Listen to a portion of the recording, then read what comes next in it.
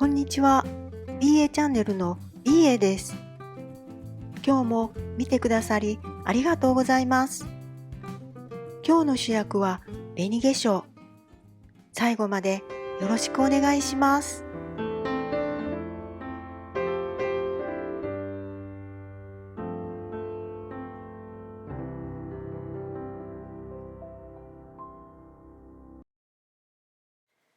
紅化粧を購入したのは3年前の2017年9月。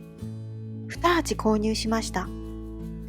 一回り大きな鉢に一緒にして植え替えをし、その後過保護にしすぎて少し伸びた感じです。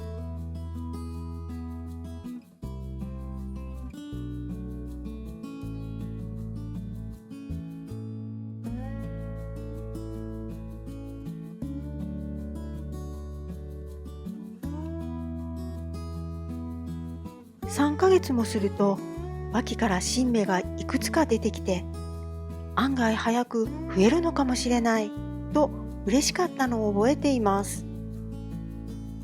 でも夏の間あまり成長が見られず、今思えばこの時紅化粧は夏弱いんだと気づけば、今年の失敗はなかったのかもしれません。そして新芽だと思っていたのは実は花芽でした。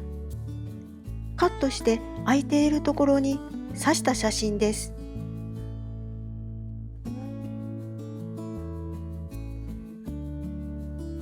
この頃庭に多肉花壇を作りました。今から1年半ほど前です。作ったもののまだ怖くて何も植えられず、適当に鉢を並べて様子を見ているところです。暖かくなった5月に初めて紅化粧をカットして親株を先ほどの花壇に植えました。挿し穂は紅茶の空き缶に。地植えにしてからも8月はほとんど成長が見られません。7月と9月の写真を見比べても変化がほとんどないです。10月になってやっと生気を取り戻した感じです。葉にツヤと膨らみが出てきました。地植えにしたといってもまだこわごわで、棚の下あたりに植えています。それがこの年の夏を越えるのにちょうど良かったようです。11月、葉の縁が赤く染まり始めています。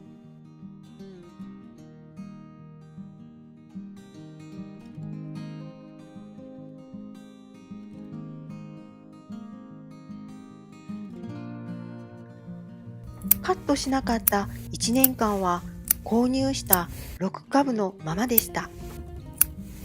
カットして地植えにしてからはご覧の通りです。カットしないと増えない。言い方を変えればカットしたら増えるってことですよね。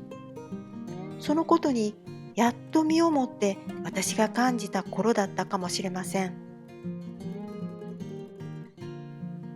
カットするときにちらほらあった脇芽が4月の陽気に膨らみ始めました。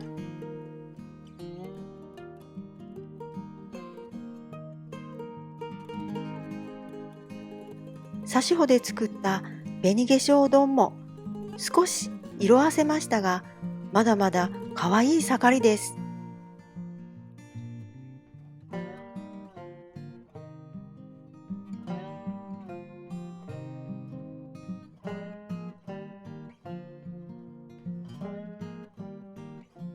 今年の5月、花壇をリニューアルしました。植えてあった紅化粧も少し位置を前に植え替え直しました。今から考えるとこれがいけなかったようです。ここは奥より長く太陽が当たります。今年は暑かったですもんね。だけどこの時は一年地植えを経験して大丈夫と自信しかありませんでした。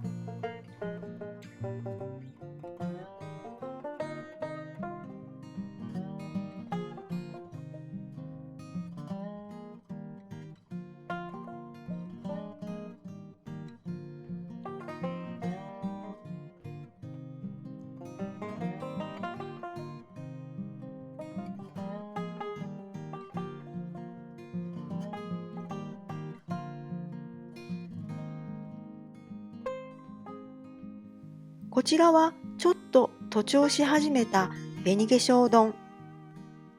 花芽も2本経ちました。そろそろ夏顔に変身準備です。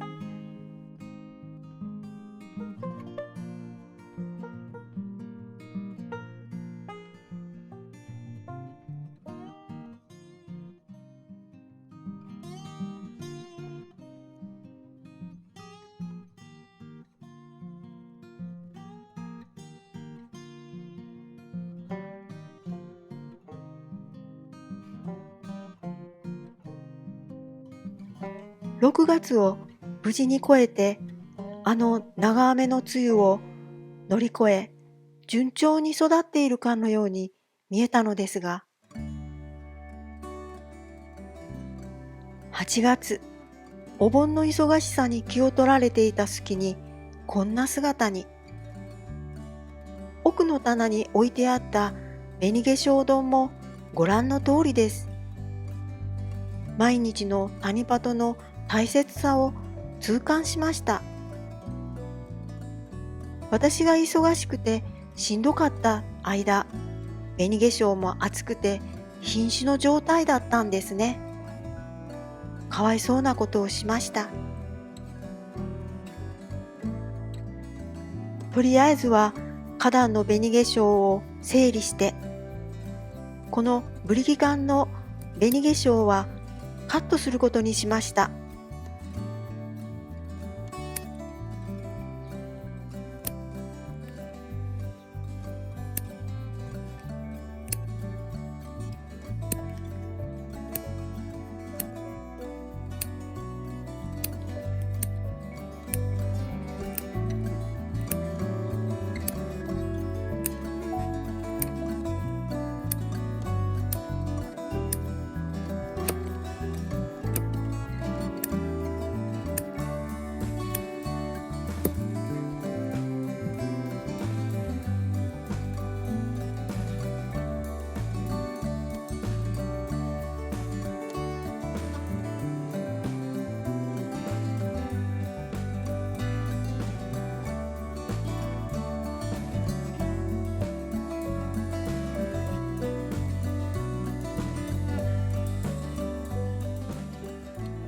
そして先日カットして1ヶ月余りで新芽が吹いてきたので、花壇の隅に植えていこうと思います。この辺りにしようかな。屋根をつけたので霜の心配はないけれど、奥の方が風当たりもなく気温が下がりにくいと思います。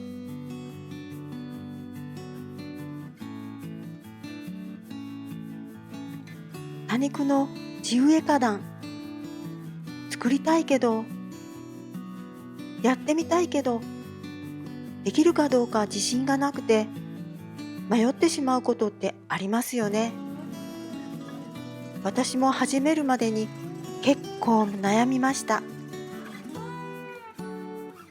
いろんな方のインスタやブログを読んでいるうちに、この人は九州の暖かい地方に住んでいるからとか、この人の庭は日当たりがいいからとか、山沿いじゃ霜が毎日降りるしとか、夏はカンカン照りでとか、やりたいのにできない理由を探してばかり。そんな時思い出したのが、ある看護師さんの手記です。してしまった後悔より、しなかった後悔の方を口にする人が多いそうです。多肉に限ったことではないですが、本当にやりたいことがあるなら、あんな風になりたいと思うことがあるなら、悩む前にまず行動。やってうまくいかなくてもなんとかなると思うようにしました。できない理由を探して納得するのも時に必要でしょうが、できる可能性を求めてもがいている自分も頼もしいです。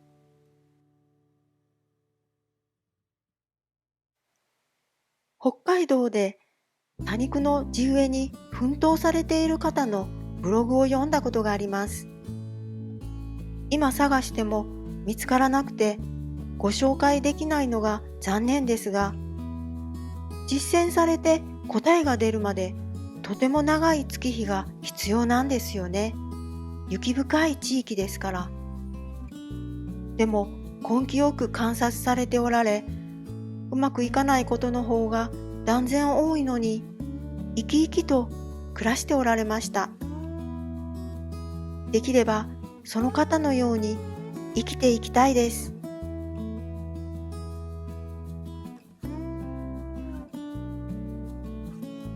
育て始めて4年目の紅化粧。可愛くきれいに育てるコツをつかむのはまだまだ先になりそうです。最後までお付き合いくださりありがとうございました。今回も最後までご視聴ありがとうございました。